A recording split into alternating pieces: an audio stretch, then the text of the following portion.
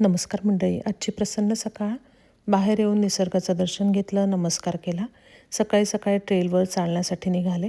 सकाळी सकाळी सगळा परिसर न्याहाळत शांत वातावरणात चालताना खूप छान वाटलं. त्यातलं त्यात आज रविवार, सुट्टीचा दिवस, त्यामुळे रस्त्यावर एकसुद्धा गाडी जाताना दिसली नाही. ट्रेलवर नेहमीचे लोक चालण्यासाठी आलेले दिसले. इकडे खूप उंच उंच अशी ही झाडी आहेत. जसं आपण आतमध्ये जाऊ तशी तशी ही झाडी खूप उंच दिसतात. वेगवेगळी सुंदर सुंदर फुलं उमललेली दिसतात. या गुलाबी फुलांचा छान असा सडा पडलेला होता आणि गुलाबी फुलांचे हे गुच्छ पण झाडाला लटकलेले खूप छान वाटत होते. हा रंग खूप सुंदर दिसत होता. निसर्गात चालताना जाणवतं किती निस्वार्थीपणे हा सगळा निसर्ग फक्त देण्याचं काम करतो. सूर्यनारायण पण रोज न चुकता त्यांच्या ठरलेल्या वेळेला उगवतात आणि मावळतात. चंद्रसुद्धा अगदी वेळ न चुकवता रात्रीच्या अंधारात येतो. सगळा निसर्ग, फुलं, पानं, झाडं, पशु, पक्षी, प्राणी सगळे नियमित, आनंदाने, उत्साहाने, न चुकता, निस्वार्थीपणे आपल्याला देत जातात. आपणच असे आहोत की आपण थोडंसं काही कोणासाठी केलं तरी लगेच रिटर्न आपल्याला काय मिळेल याची अपेक्षा आपण करतो. अगदी लहान-सहान गोष्टीतसुद्धा आपल्याला अपेक्षा असते. डोळे मिटून निस्वार्थी भावनेने आपण कोणासाठी काही करून तर बघा. जो आनंद, जे समाधान आहे ते आपल्याला लाभेल.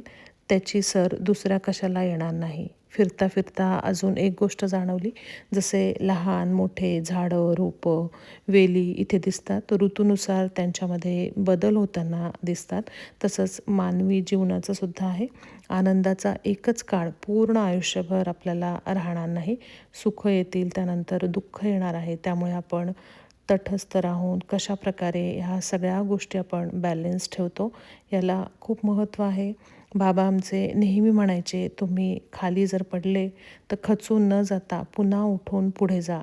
त्याच जागी रडत वगैरे बसू नका. यापेक्षा चांगलं देवाने लिहून ठेवलेलं असेल असा विचार करा आणि प्रयत्न करणं आपल्या हातात आहे. ते आपण सोडायचं नाही, अशी शिकवण बाबाची होती. आणि छोट्या छोट्या गोष्टी रूपाने त्या मला खूप सारे म्हणजे छान छोट्या छोट्या गोष्टी नेहमी ते सांगायचे आणि ज्याच्यातनं आपण बोध घेऊ शकू अशा छोट्या छोट्या गोष्टी असायच्या. आता ते जाऊन 10 वर्ष झाली आहेत, पण त्यांचं बोलणं आणि त्यांच्या त्या सगळ्या सांगितलेल्या गोष्टी अजूनही आठवतात. ट्रेलमधनं घरी आल्यानंतर घरातली सगळी कामं आवरून घेतली. आज रविवार असल्यामुळे एक्स्ट्राची कामं काढलेली होती तीसुद्धा करून घेतली.